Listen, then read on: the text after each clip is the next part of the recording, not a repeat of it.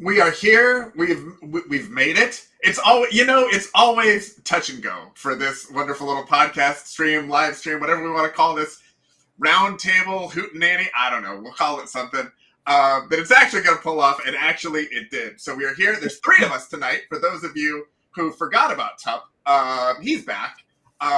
Lisa is also here. So it's episode 82 of Prep Talk Live.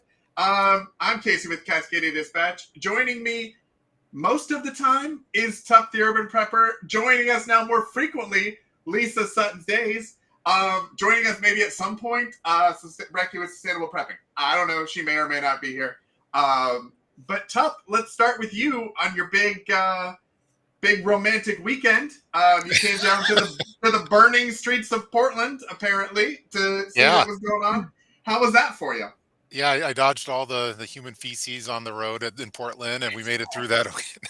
Actually, it was really nice. Mountains of it. Just not like San Francisco or Seattle, but no, it was really nice. We went down to we stayed over at the Nines over in downtown Portland. That was really nice, and had a good time. Then we had a special little function that we went to down in Sun River, Oregon, and we normally go there in the summertime. And it was nice because there was a lot of snow, and we haven't had snow up where I'm at this whole year. So I got to make sure I had my snow preps ready for the vehicle, and made sure the chains were all ready to go for it, and so that was fun. But yeah, we definitely had a good time, and it was fun to get out. So, but miss chatting with all the folks on the Wednesday thing, but back now. So. That's okay. We held the fort down. Yeah, held the fort down. Yeah. So, Lisa joined us. I don't think we were here. Oh yeah, no. Last week we weren't here. The week before he was also gone. Right. This is like a part-time thing for him now. Like he comes, he goes. He's just really he's like, look, I got my heart ablazed. And now I just show up when I feel like it. He's got his rip hat, and he's super famous and stuff. So yeah. My heart. I've been feeling better and better with every day after the ablation. So I go in for a echocardiogram on next week to hopefully see if the volume of blood is back to normal. But I feel a lot better. So so thanks for I saw folks in the chat room asking. So. Well, you look alive, so that I'm still alive. This isn't there's a bot. A pulse. Yeah, it's not. This isn't AI. It's not AI generated. No. Yeah, for those of you who missed a couple weeks ago, Tup was actually dead for a minute or two, and then he was just brought back. About a few seconds. Yeah. 3 hours? It was 3 hours, wasn't it? It was half a day. Yeah. Well, we're glad to have you back. Zombie Tup. Zombie. We've been talking about the zombie apocalypse for a long time. We just didn't know it would happen on our stream. Right.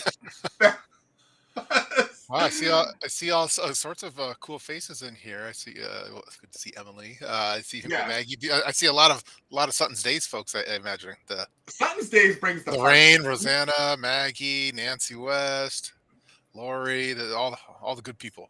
Yeah, North Dakota, Georgia. There's all kinds of people here, all over the place. Sutton's Days brought everyone. Australia's representing in the chat too. Nice. Is there? Oh my goodness, we got people on Twitch and YouTube. Yeah, I linked it up to Twitch, so we have. Did you? Yeah, I did. Look at us go. We're kind of moving on up. We're making it happen. You're so techie. What's it like on the other side? Yeah, I saw darkness, and then I felt sickness, and then I came back. So that's all. That's all I know. That's all I could say. Interpret that as you will.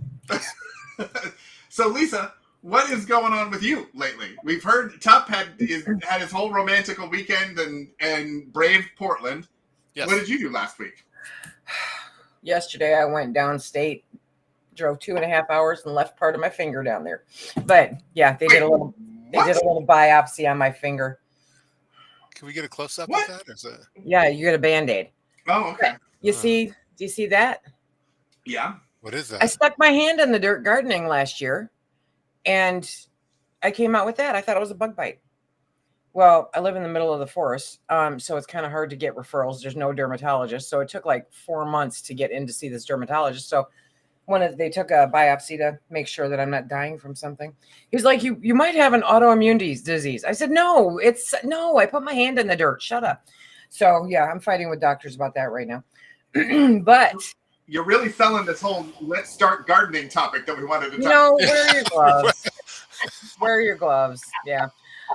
Normally it happens because there's bugs in dirt. And so sometimes they will bite you because you're in their dirt, but Yeah.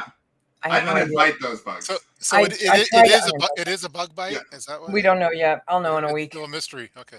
If my fingers fall off, it's probably about 6 months. I mean, this literally happened like last June or July. I just ignored it until I couldn't ignore it anymore. So, yeah. Jeez. Does this come with like the dreadlocks that like the dreadlocks are happening and now like your fingers are like? No, I just finally got the appointment. Oh, all right. Yeah, that was it. It's hard to get an appointment. We don't have super available medical care where we are. So we normally have to travel pretty far. So it's, 2 hours down. Yeah. Irritate people down there. But today I got in the mail 20, count them, 20 elderberry sticks. Oh. Basically, they're bare roots that I have to. What's an elderberry stick? Okay, so it's a stick from an elderberry bush. And I'm here for you, Tup. What is the stick from? It's a stick from an elderberry bush. You pick your nose with it? That would be uncomfortable and serves no benefit at all. But mail it to people. They are going to grow into elderberry bushes. That is my intent. So I ordered 20 of them, and now they're soaking in water. And tomorrow I have to go get some rooting powder and dip them in rooting powder, and then put them in the dirt and cover them up and put them in the garage for 12 weeks. And after that, they should have nice roots, and then it'll be warm enough and I can plant them outside. And in like 3 years, I will have more elderberries than any sane person should ever want. They are gigantic. The bushes can get 6 to 8 feet wide. Yeah. Wow. I didn't necessarily know this when I was scrolling and decided to impulse purchase 20 of them, but yeah. I didn't know that when I was impulse purchasing them from the nursery because I was like, oh, I saw a YouTube and I'll make elderberry syrup. This is a great idea. Yeah. It can't possibly be that big. Oh, they're big. Yeah, they're big. They're very large. Mm-hmm. How long will it take then to actually get some? It's it'll be probably 2 or 3 years before I get any decent harvest out of them. All right. Yeah, I take an elderberry supplement daily, but yeah. No, I'm actually I'm going to be teaching an elderberry class in the fall here on how to make your own syrup and different things that you can do with it. It's very, very good for you. Yeah. I have elderberry syrup that I used to put in my smoothies. Yes. And with all of the schmutz that I would put in my smoothies. And I was like, oh, I'll make elderberry syrup. We haven't gotten very many elderberries, but the bush is gigantic. Yeah. Yeah, you have to. I found out you have to water the heck out of them. Yeah. Yeah. So last year when we didn't have rain for like 8 weeks, mine kind of took a hit. Yeah. When we had our heat dome or whatever they called it, it was like 110 or something, and it just cooked everything. Yeah. So yeah, it looked like we were gonna have elderberry berries, and then we didn't. We had elderberry dust is what we had. That's pretty much what I had. And a lot of elderberry sticks. I could have sent you some elderberry sticks. We have a lot of them. Now you tell me. Well, I mean, I'm full of surprises. You never would have expected elderberry bush in the backyard. I know.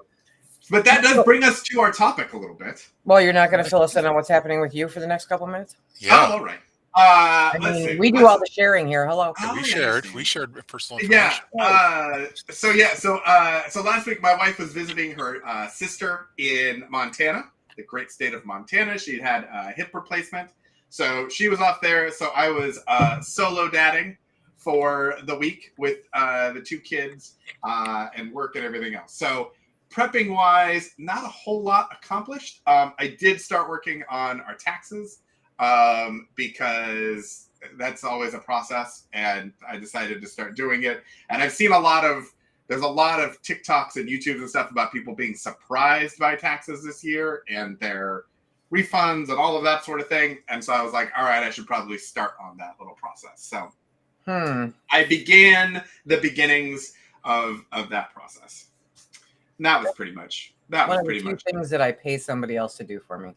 Oh, I pay somebody to do it. I just have to organize everything to send to the guy who actually does it. I have this big, amazing folder, and she's very tolerant of me. It's amazing. Yeah, I have like a Google sheet, and there's multiple tabs because we have businesses and personal and all of that, and so it's like fill it all in and then send it to him, and then he does all of the actual filing and everything. But yeah, then don't pay them until absolutely the last minute, because if the zombie apocalypse happens before that, you know, you don't want to have given them all your money. Yeah.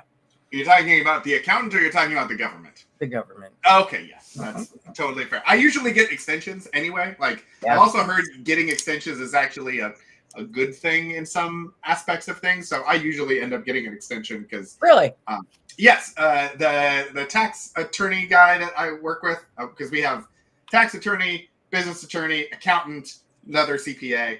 Because I like to get a lot of information. I recognize I am not the smartest person in the room. I'm smart enough to know who the smartest people are on all the topics, which is why I have a canning queen on our stream. No, that's why Tup's here. Yeah. The canning queen? Yeah, but they found through some studies that if you file your taxes later, you are less likely to be audited than if you file them right away. Because they only have so much budget for audits. And so as they come in, they randomly pick. And then once they've finished out their budget, then they can't pick anymore. So, or they pick fewer. So if you file a business return, you have a less likely chance of being audited. And if you file later, you have a less likely chance. According to my attorney, not me. I've done no research. I just listen to people and do what they tell me. Yeah, just say Casey said. Yeah, exactly. Yep, that's what everybody says. So how big are your yards? Oh, fantastic question. I feel like our lot is just under 10,000 square feet. But then we have a house on it too. So we have probably 30 by 40 in the backyard. And then our front yard is a lot smaller. Okay. But so 30 by 40? Yeah. I does that include the chicken coop in the office? Yes, it does. So take that off. How much do you have left? I'm trying to add it because I'm trying to think of the planters that we have. Like we have a couple that are like 6 by 8 feet. We have a bunch of 2-footer, 3-footer. So I'd say probably, I don't know, 8 by 15 or so, 8 by 20. So you already have raised beds.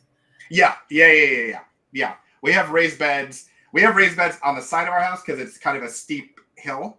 So I've put raised beds down the side there because you really use it to walk.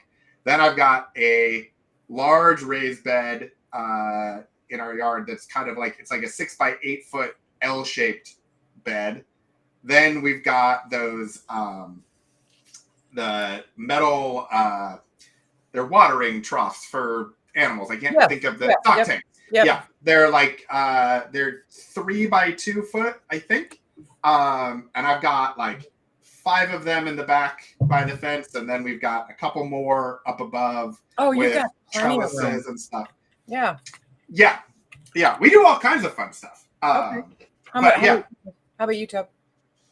How big? I was just trying to think. I was doing the math over here because we're working on getting a fence in the backyard. I know I need 400 linear feet for our backyard fence, but I'm not exactly sure how large it is. We don't have raised beds in the backyard because my wife, she's taken it over with her roses that she has her rose operation. But we have raised beds on the side of this house, and we have our like little potato container garden on next to the garage. And then we have my wife's, again, I think I mentioned how she's big into growing spicy peppers that we can't eat. Yes.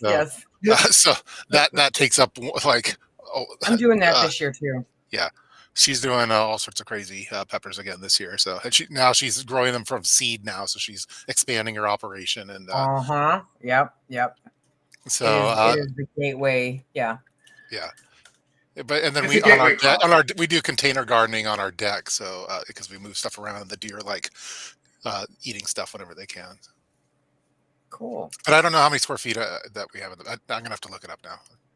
Okay, that'll be fun.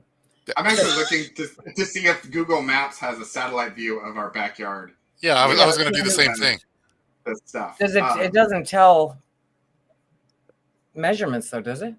It doesn't tell measurements, but I kind of show like where we have stuff. So I was just thinking that I would try to get that little view, and then we can share that on the screen, perhaps. I don't have a recent Google view of my. It's been a couple of years. Yeah, mine actually. It's gotten to the office and everything. So let me see if I can. This is going to be fun to try to figure out how to. We probably should not do this, but okay. Yeah. I wouldn't share that. You're going to share your Google view? Oh, I don't mind sharing the back of the house. I'm just thinking it's taking me a really long time to figure out how to get the image onto we get the GPS screen. coordinates and put it on the internet really quick. Yeah, exactly. Right. So, how to farm when you don't have a farm? Yeah, exactly. Yeah, back on topic. Yeah. She is fantastic at this. This is why 180 people showed up. She delivers on the. I have to get better at like making sure we have a topic, making sure that like makes sense, and we've got because you picked the topip. I know she's very good at this. Surprised. She's elevated our game. So patio gardens, raised beds. So Linda says that Linda Hutchinson in the chat says my backyard is the equivalent of 2 large postage stamps. But I've seen this woman's garden. She container gardens. Yeah. And she gets a heck of a crop. She does really good with it. Green stalks are great for some things. I'm like the only person in the world that's not a green stalk fan. What do you mean green stalk? You mean like the stakes? No, green stalk is it's vertical gardening. Yeah. It's if you Google it, you'll see a picture of it. For some things it's good, and for some things it's not. And I'm just like, for what I would plant in there, it doesn't really work for me. But yeah, vertical gardening does work really good.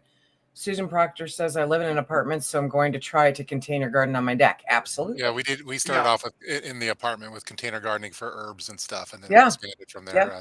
And you can do tomatoes. Yeah, we still do it. And we kind of figured for container gardening that if we had to bug out or something like that, we could always plop it in the flat bed or something. The garden. Yeah, look, my wife, we'd love to take the bug out bags and the dogs, but we need the tomatoes. Bring my hot peppers with me. Yes. Don't leave the peppers. And we still do the container gardening for the potatoes that we think they a little bit better there. And they're easier. Potatoes. What are you growing them in? Like those bags? No, we have some big buckets basically.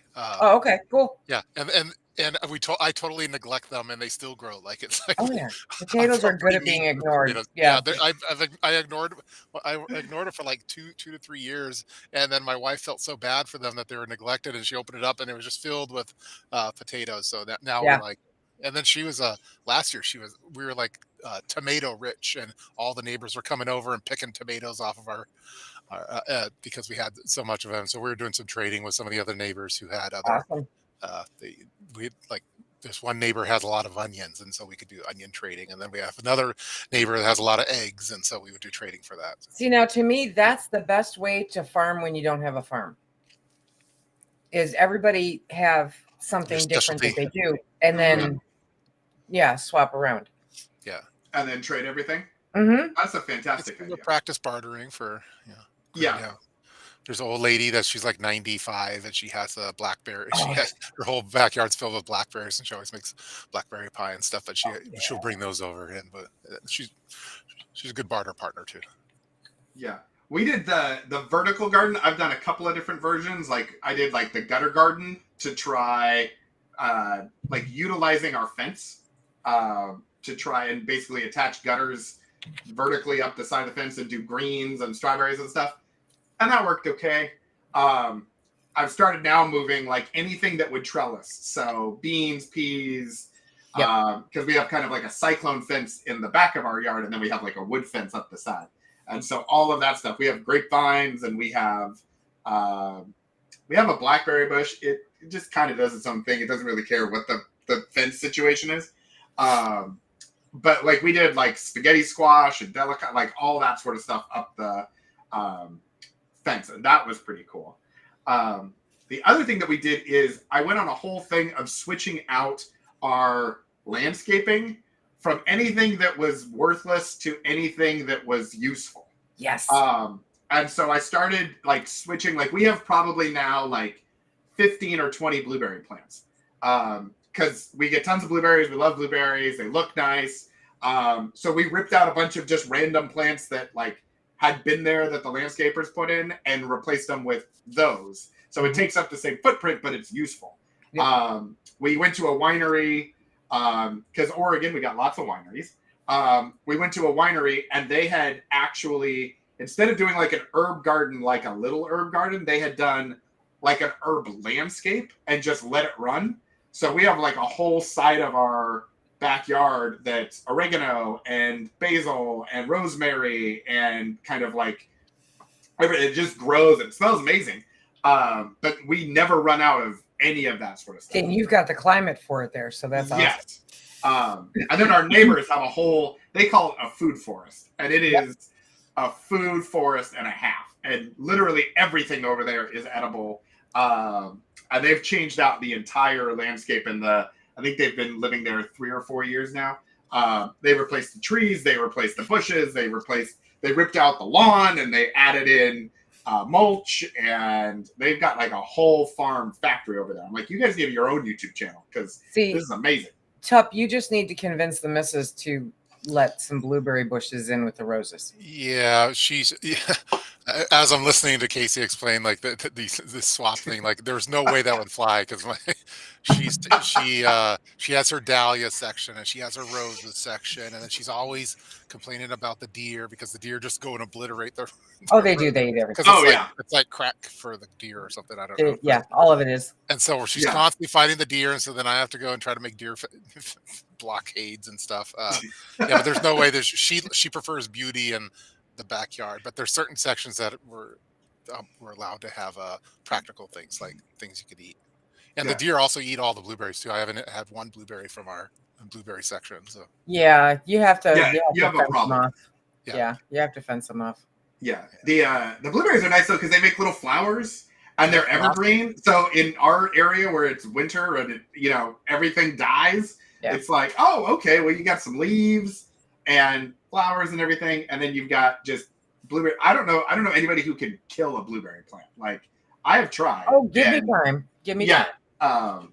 We had huckleberries originally, and they never worked. And I was like, all right, we're ripping these out and putting blueberries in. I don't even think I've ever had a huckleberry. Yeah, we tried huckleberries, and it didn't work for us too. But when I went down to Portland, we stopped over at Mount Hood and picked up some huckleberry jam from a place over there. So yeah. Huckleberries are a big thing in mountain areas. Yeah, mountain areas. Like Montana, Mount Hood, like those areas, big huckleberry places. I don't ever see huckleberries like at the grocery store. No. The other thing is too, like strawberry, like anything that is like a perennial. So strawberries, like we've kind of just let the strawberries go, and they just shoot off runners and fill in places. Our vegetable starts rarely ever. Asparagus. Asparagus is one that that's perennial because it'll grow forever. And so we've kind of planted that around kind of as an investment where it was like, okay, we're going to put this in. It's going to take 3 years before we can eat it, but we'll just put it everywhere. Yeah. And it's kind of nice because it makes shade when it turns into the fern thing. So seriously, when it gets big and bushes out. Yeah. So we've tried to kind of do that. So I'm constantly moving everything around to figure out where it'll grow best next year and that sort of thing. That's always fun. Yeah. Tup, we need to get you chickens. They'll eat the flowers. I'm working on it with but the problem if you have chickens, then you have like chickens all the time, and you have to have chicken sitters if you want. I just can't go on romantic getaways and just leave the chickens. No, you can't. So if you have tons of chickens, like I could crate the other animals, but the chickens, you need a sitter. Oh, well, I mean, maybe I'm doing it wrong. Let's be clear. I do a lot of things wrong, so it wouldn't surprise me. But when we go away, I have big automatic feeder things that, you can put a bunch of food in, and we just fill those up. And then usually 3 or 4 days into the trip, we'll ask the neighbors who have the food for us to say, hey, if you guys want to come get the eggs, just check the food levels. And if it needs to be topped off, top it off. And then when we get back, it's all set. And the big water thing that we have for them usually will last them for a week or more. So they end up being fairly like low maintenance once you get the system set up. If you don't have a system set up, it's a problem. How many chickens do you have? 5. Okay, so as long as you stay under 6, you're good to go. Yeah. Once you hit that 30 mark, it doesn't work that well. Yeah. My mom is in the chat room, so we're gonna have to edit. And say, Hi, Mom. Clean up the language a little bit here. So. We already cleaned it up because Lisa's here. I love this food thing's called Hopper. It is. Yeah. Mm-hmm. Yeah. That thing. That Hopper thing. Yeah. My mom loves chickens, by the way, and we when we were growing up, if she one time found a chicken on the side of the road, and we brought it home, and it became a pet, and then another chicken came, and then a rooster, and then. Have you showed her your ugly chicken? I haven't showed her ugly chicken. It's I probably should. Now, Tup's mom. It sounds like to me like your grandchildren would really love chicks for Easter.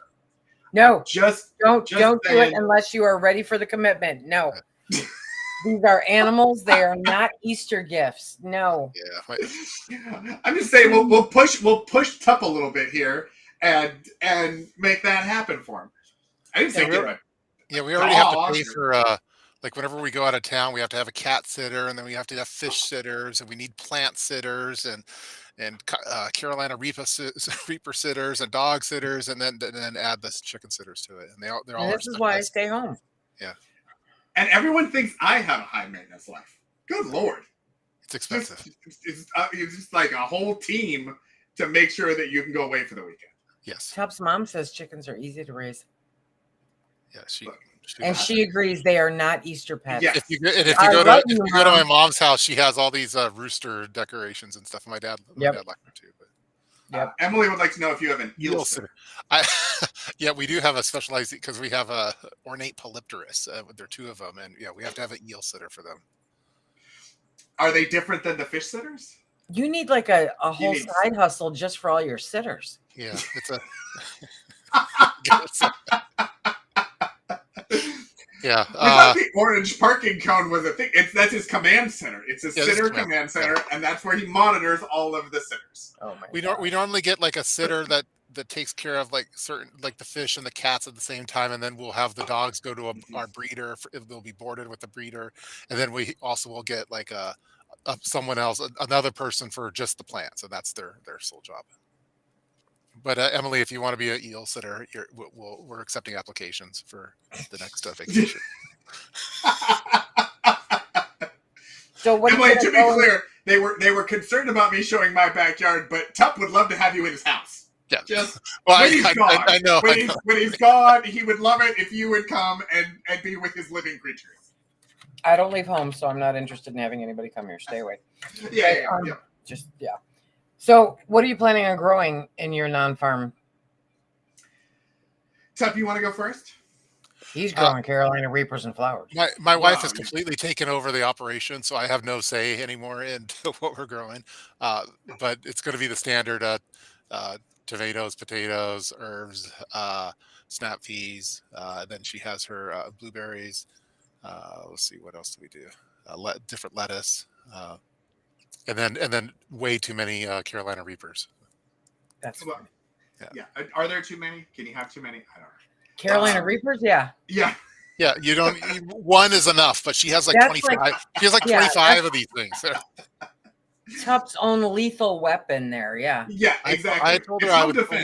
I told her I'd fully support it if she made like some organic pepper spray type thing. Exactly. For right. defense purposes, then I'd be all for. All for it. Pepper spray. Pepper spray. Yeah. Pepper spray. Prepper spray. Prepper spray. Yeah. Prepper Yeah. spray. Organic pepper spray. There you go. So we're gonna do yeah. So we're gonna do tomatoes. We've played around with the big tomatoes; those never work for us. So we go with the grape and the cherry tomatoes and that, and we get tons of those. I may do onions and garlic. I've done those a couple of times and they work really well, but I always forget to plant them in the winter, so I end up having to do sets in the springtime. So we'll try and do that. Potatoes, another one that like I try to do and I forget about it, and so they're like I think the potatoes that we planted like 3 years ago are still sitting on the side of our house. Oh gosh, okay. They're still good because we did the same Probably. thing. Probably. Yeah. I think we're gonna do we do delicata squash, we do zucchinis, we do spaghetti squash. Spaghetti squash is like hit and miss. Like sometimes we get one or two, but it's not really great. But we like to eat it, so I try to make it. Delicata squash, we kill that every time. Like that's amazing. That works really, really well. The kids usually have something that they decide they want to try, so we throw that in somewhere. The cucumbers, I try every year for cucumbers, and they sometimes work and sometimes don't. Yeah. But I feel like I have to plant those, so we'll do that. It's not a garden without a cucumber. Yeah, no. We've got the asparagus. What else do we plant? We do some herb stuff on top of the herbs we already have, so we'll do some basil and some of that sort of stuff. But yeah, I think that's pretty much what we. Oh, and peppers. I'm going to try peppers again because I did peppers like 5 years in a row and they were worthless. And then a friend of ours was growing them and said they would do really good. And so I planted them last year and they actually did really well until they got completely scorched by the sun. So I'm going to give them one more shot. And broccoli. Broccoli is great. Like we do broccoli really well. So that would be good. Talk to your local nursery about fertilizing the bed that you're putting the peppers in. Okay. Like for special fertilizer or? Just to make sure it's the right nitrogen or pH level. Okay. Because if you're planting them and they're doing nothing, then you're probably deficient someplace. Okay. Yeah, I get like leaves and stuff, and then like I'll maybe get a blossom or two, and then nothing. And then this last year, we got tons of them, and after they were growing into peppers, then they got totally scorched and just all fell off. So I'm hoping this. You are watering them, right? Huh? You are watering them, right? Oh yeah. Did the sun land over there? And pretty much, it was super hot.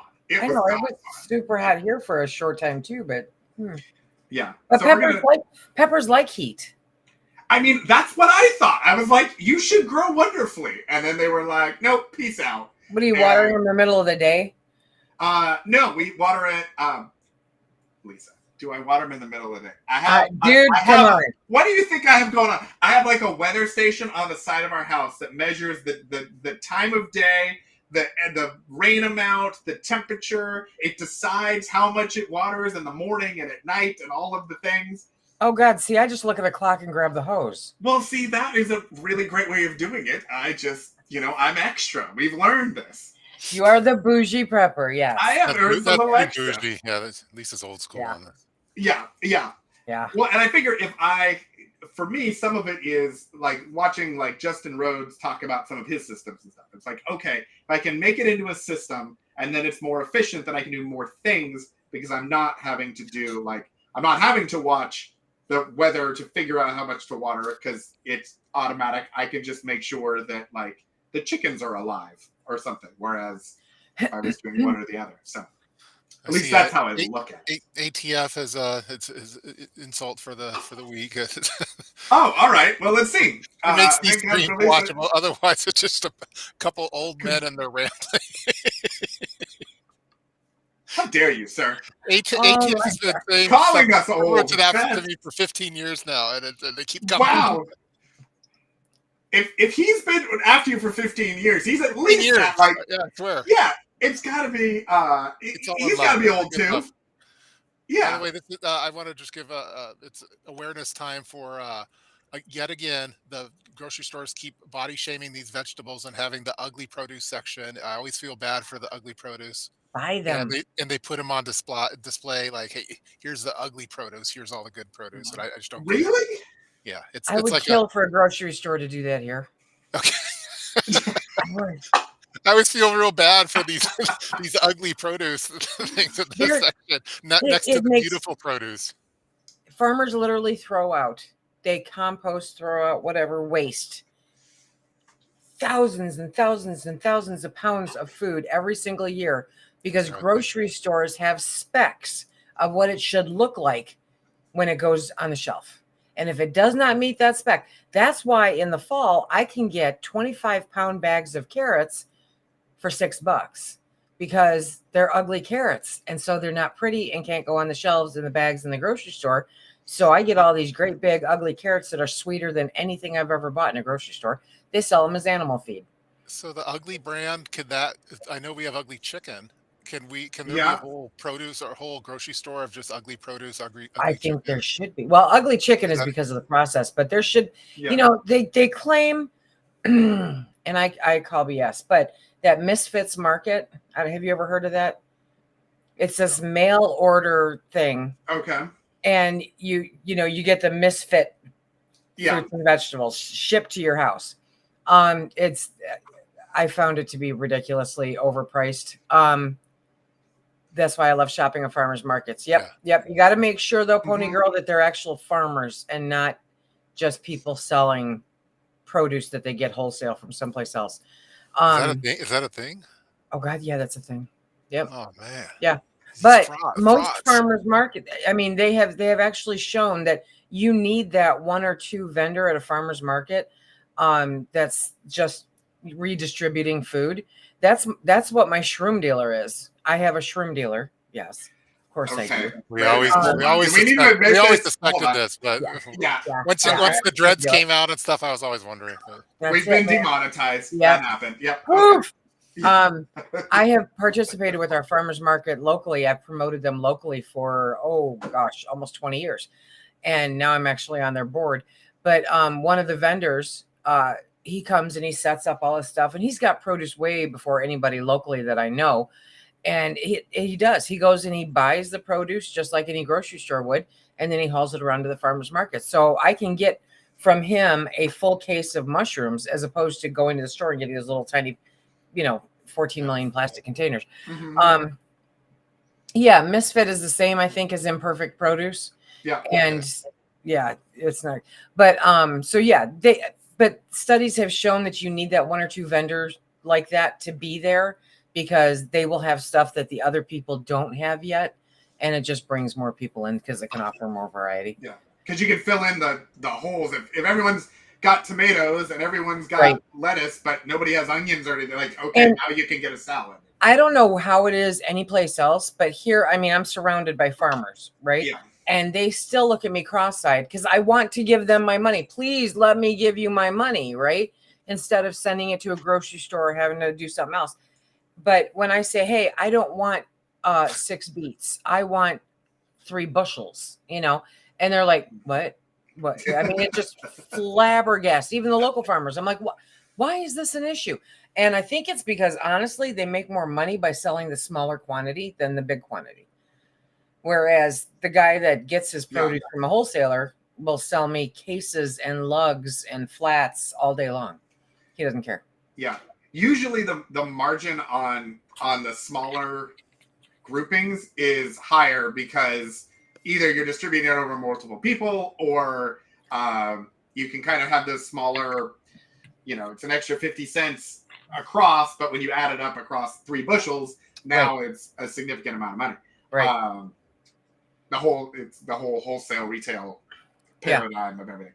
Yeah. We have actually farmers markets like in each little city, like we call it, I guess, suburbs or whatever. So there's like a Beaverton farmers market. There's a Hillsborough farmers market. Like there's a bunch of them. There's a Portland one. There's 2 or 3 in Portland. But then we live maybe 20 minutes away from the actual farms on the farm stands. And so we can just drive out and, when it's peach season, we just go out and pick peaches, or we just go out and pick berries, or there are a couple of farms that have a variety of things where they'll kind of collect everything from the farms in the area and have kind of established like our pumpkin patch is one where they have like a whole produce market, and they have 6 or 8 different farms around the area, and they'll bring everything in, and then you can just buy it all centrally located. But that's super fun to do. We bring the kids, and they love it, and you can actually see, you know, where it comes from, and That's drive nice. by the farm, and yeah. And then they want to grow everything, and I'm like, yeah, but it doesn't work as well at our house as it does over there. Like we will try, but the corn that we did was not, like, it did not work out well. It was. I can't grow corn here. I can grow corn here. I can't harvest corn here because the raccoons get to it the minute that it is ripe. The minute that we would pick it, the raccoons get out there and eat it all on us. I wish that I had like an actual like garden farm enemy that I was going after instead of like my own inability to do it. I feel like that would be better. Like if I could grow it, but like the raccoons were getting it first, I would feel like I accomplished things. But I'm like, oh, look at these little pathetic corn things that didn't make. Okay, great. That was corn. It's not fun having battles either. The rabbits ate my entire fall garden. They took out all of my peas, my Brussels sprouts. They're evil.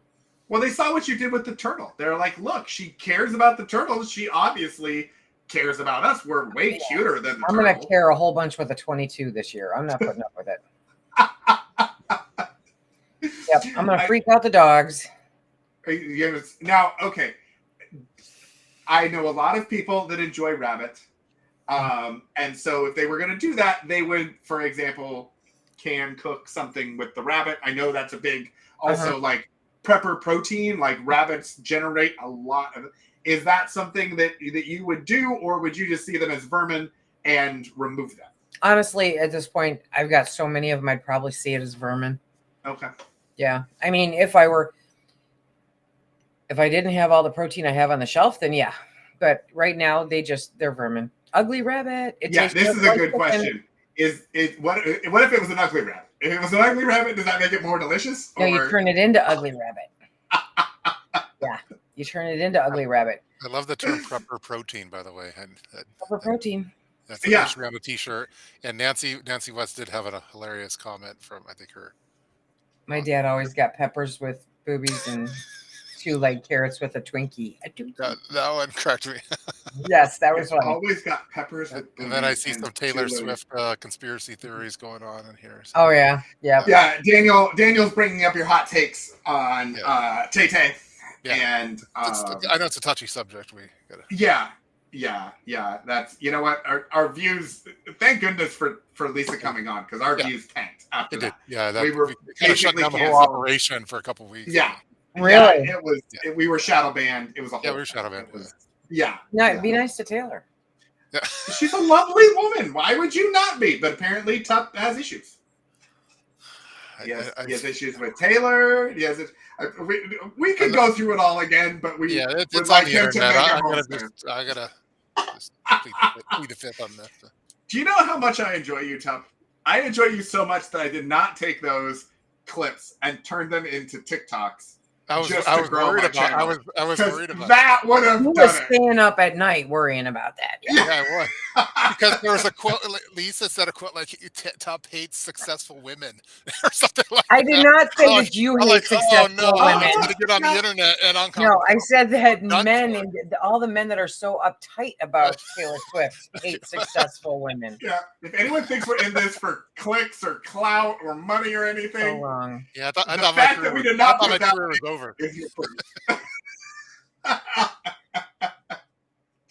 She's a successful businesswoman. Blame the people behind the cameras. Anyway. Yes. Back to gardening. What do you? Okay, so Lisa, I know you have. So you have like an actual farm. Yeah. So what do you, when you're planning, and you're planning like 10x of everything that we're planning? What do you grow in your?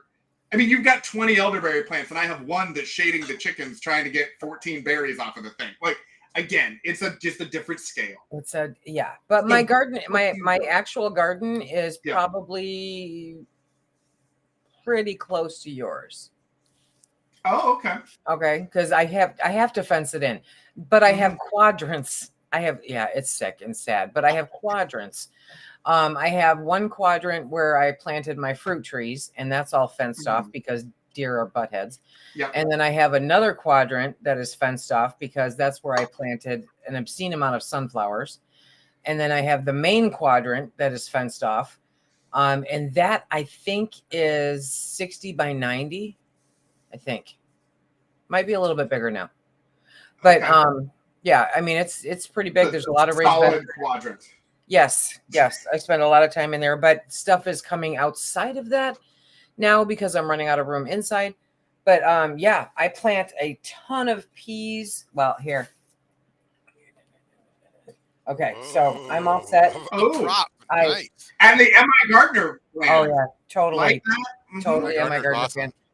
I just put up one of the shelves in front of the windows. I'm going to start seeds here probably tomorrow. For some of my peppers and my tomatoes, because I want to put plants out there that are pretty well done. But yeah. Oh, and so they have this thing, it's a firecracker pepper. Don't show my wife. Okay, how do I get hold of her? Yeah. But that looks like there are ornamental pepper plants that I've seen places that look like that one. Because then they look pretty good, actually. Peppers too. Oh my goodness! Are those pretty? It looks like fireworks. That's awesome. I literally just want to grow these because they're pretty. Are they? They're incredibly hot. They're not like Reaper hot, but they're hot. Well, then we could probably have to use them. Yeah, you could probably get away with it. But no, I'm growing all the things except for corn and potatoes because we just don't eat them. Right. But yeah, peas, Brussels sprouts, cabbage, green beans, zucchini, every pepper known to man, lavender, did I say Brussels sprouts? What do you use your lavender for? That's another thing that I've got probably 6 or 8 lavender plants just because they're nice and they smell good or whatever. Because they make me happy. Okay. All right. Yeah. I wasn't sure if you made it into sachets or sachets or whatever they're called. No, I don't make those because they're just it's not me. But no, I literally just walk past them and pet them and they smell good. They make me happy. They bring in the pollinators. Okay. Do you have so in our area, bees are a big thing. So we have mason bees and we have leafcutter bees and we have a little house for them, as you do. And they pollinate all of our things. Do you also have specific bees to help with that, or do you just use whatever bees are available? The bees just come to me. Okay. Yeah. We have an apple tree that's at the corner of the pig pen, and it's a prolific apple tree. And in the spring, it's amazing to sit underneath it, and the whole tree is buzzing because of all the bees that are in it.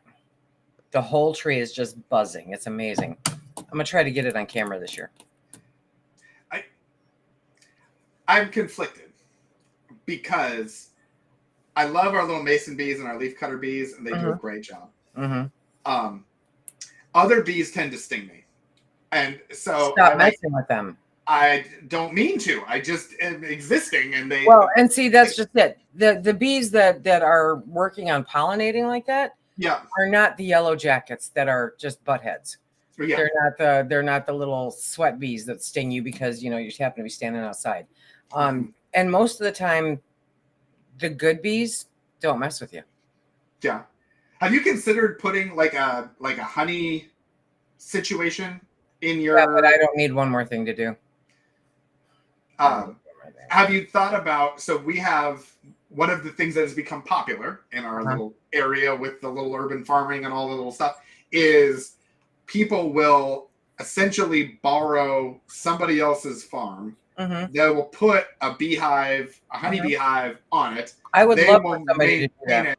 And then they share the honey with whoever's farming. I would love to have somebody do that. Okay. I just don't want to be the one taking care of it. Okay. Yeah, because it seems like people who are like beekeepers are like beekeepers, and people who garden are gardeners. I don't know many beekeeper gardener like people that like. It seems like it's not a hobby, but a thing that requires a lot of effort and energy, and like you can't necessarily do both. No, you could do both. I think. I think Okay. you can do both. You just have to be interested in doing both.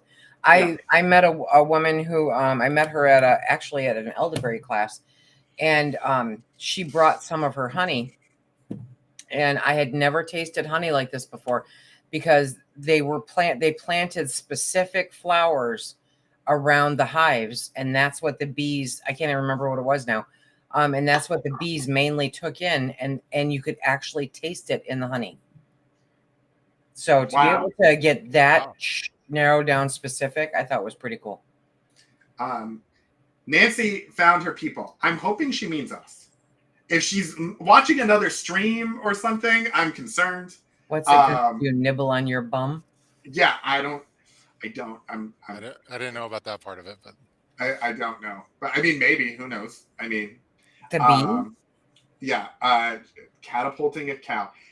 Nancy, I feel like Nancy had some real like winning comments, and now like Nancy is just throwing out home run comments for sure. Yeah, exactly. What's in the elderberry syrup that Nancy has been drinking tonight? Is that a question that we should? I don't know. Catapulting cow?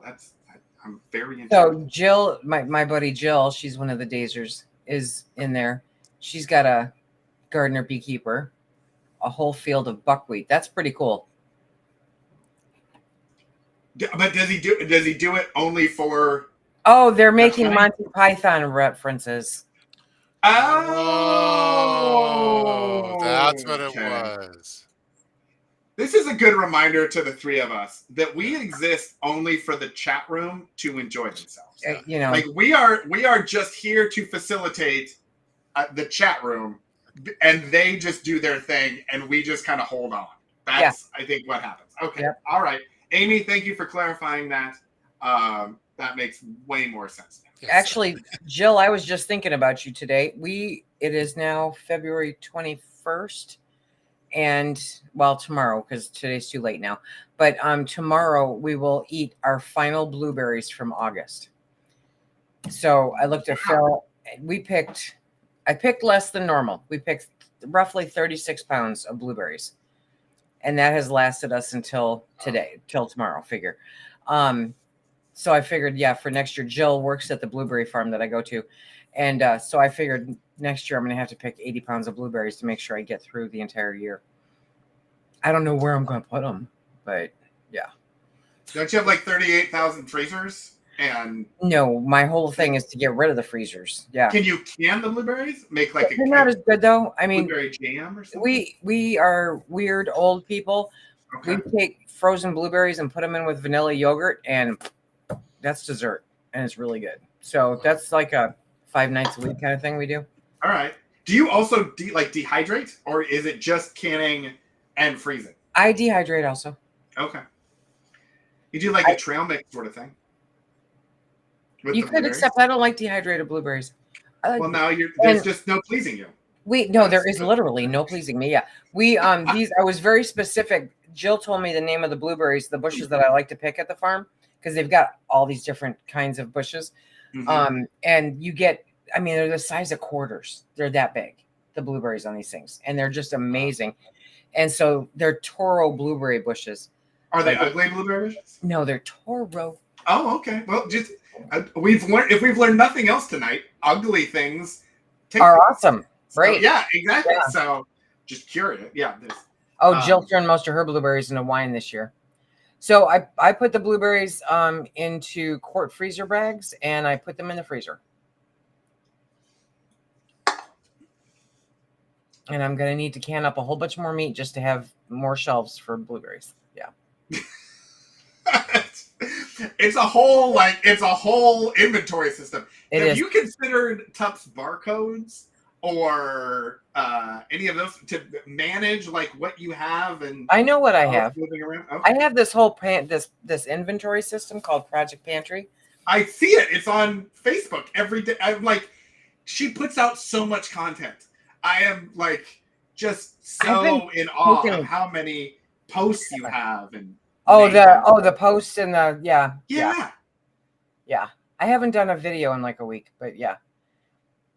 Tup and I haven't done a video in 3 years.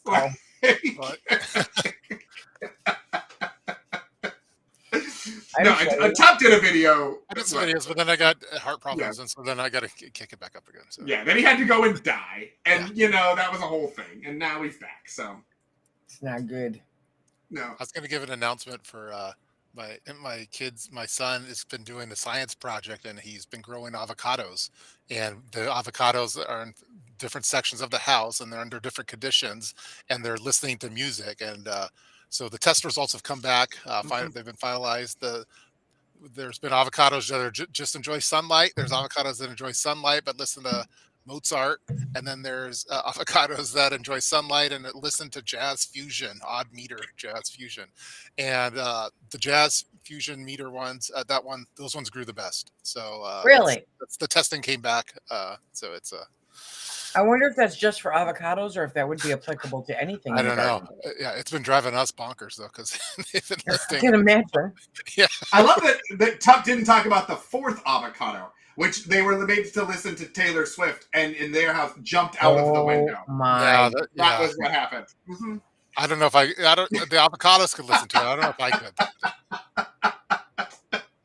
Yeah, so he's going to finalize his report that's due next week, and he's been working on it for months. So that's awesome. Is he actually going to try to make it into a tree? Like, can avocados grow in our area? I think it's just to get them started and see which ones go. Oh, okay.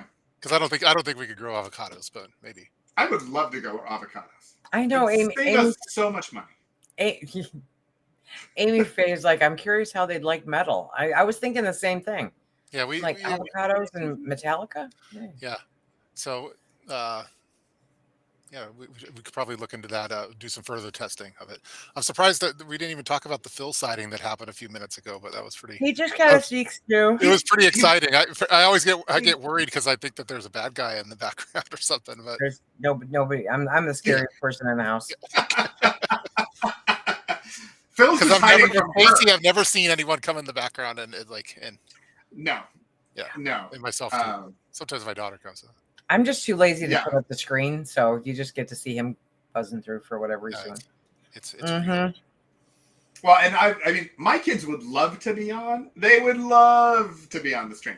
But we've had to have some conversations with them about, how the internet works and some of that sort of thing. Yeah. And, that's maybe not for them yet. And, at some point. So I've actually had them make little videos like building Lego sets, because we were going to do like a Lego channel as like a sister channel sort of a thing. And so like I had them doing that sort of thing, and they like that, but they're like, they have their own private little YouTube channels that nobody can see, that you have to have a link to get to and that sort of thing. Oh, that's cool.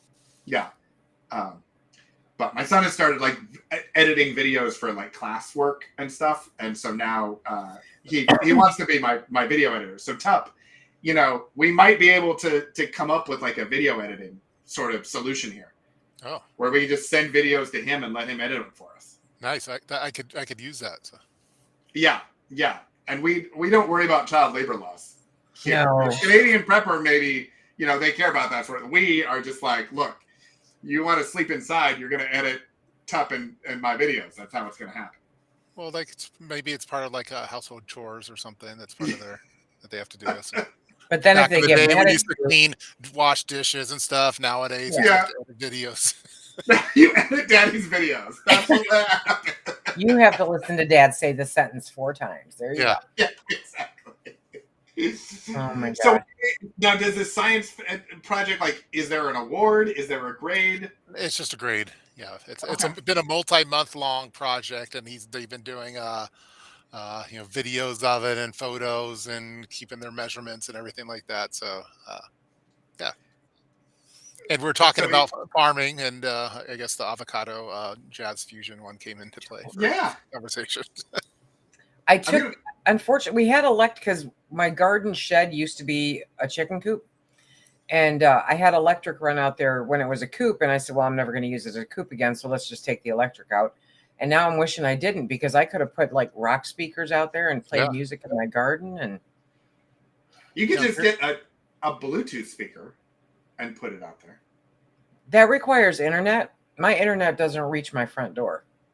Yeah, we bought some real tiny MP3 players, and then we have them connected to power with extension cords running all over the place and little tiny speakers, and that's how we did it. At one point, somebody had told me that if you turn on a radio in your chicken coop, that predators, and we have a lot of predators here, that predators are more likely to leave them alone. And I'm like, oh yeah, I'm going to try it. So yeah, I put, an old clock radio in the chicken coop, and literally the only thing we could bring in was NPR. And so the chickens and the raccoons and the possums and the skunks would all hang out together and listen to the radio. It did nothing to get rid of anything, but it was kind of cool early mornings, because they had some nice music going. But yeah, I would wonder though if it would depend on the topic, like the music. Like NPR is kind of like people talking very calmly and things, and it's always calm or classical music or folk music or yeah. But maybe we need like the metal or something like that, or a salsa band or something that just kind of livens it up. Keep looping something really. Yeah. Just Lisa saying, "Leave us alone. Go away. Leave us alone." The vet avocados need salsa music or mariachi. Yeah, I think. Yeah, that'll probably be better for it. Yeah, exactly. Agreed.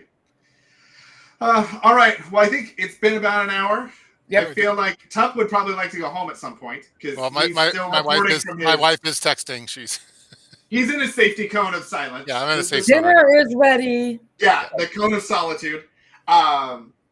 And Lisa has to go sleep. Yeah, go see what Phil's up to, moving around in the background. I have to go to sleep. Like he's asleep, and if he's not, 9:30 here. Yeah. All right, everyone. Well, thanks for joining. We appreciate you stopping by. We'll be here next week. Hopefully, you'll join us as well. Like, subscribe, all the fun stuff that everybody has to say because it's YouTube and Twitch and all of the stuff. And we'll see you next week. Thanks a lot. Be safe. Bye.